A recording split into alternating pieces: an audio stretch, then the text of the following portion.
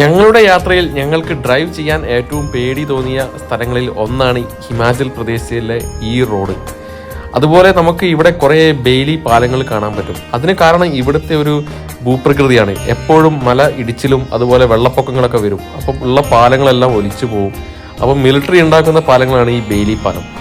അങ്ങനെ ഞങ്ങൾ ഈ ഒരു ഇടുങ്ങിയ വഴികളെല്ലാം കഴിഞ്ഞ് എത്തിപ്പെട്ടത് നല്ലൊരു വിശാലമായ ഒരു താഴ്വരയിലാണ്. അപ്പോൾ നമുക്ക് ഏതായാലും ഇന്ന് അവിടെ കുക്കിംഗ് ചെയ്യാനുള്ള സെറ്റപ്പ് ഞങ്ങൾ അവിടെ ഒരുക്കുകയാണ്.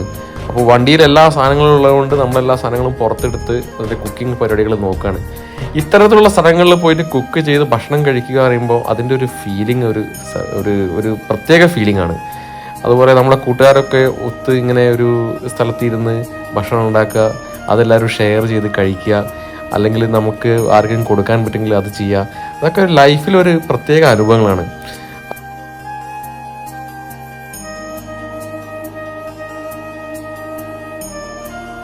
നമുക്ക് റിസ്ക് എടുക്കാതെ ഒരു യാത്രകളും ചെയ്യാൻ പറ്റില്ല. റിസ്ക് എടുത്ത് യാത്ര ചെയ്ത് കഴിഞ്ഞാലേ നമുക്ക് നമ്മുടെ ചുറ്റും എന്താ നടക്കുന്നതൊക്കെ നമുക്ക് മനസ്സിലാവുള്ളൂ.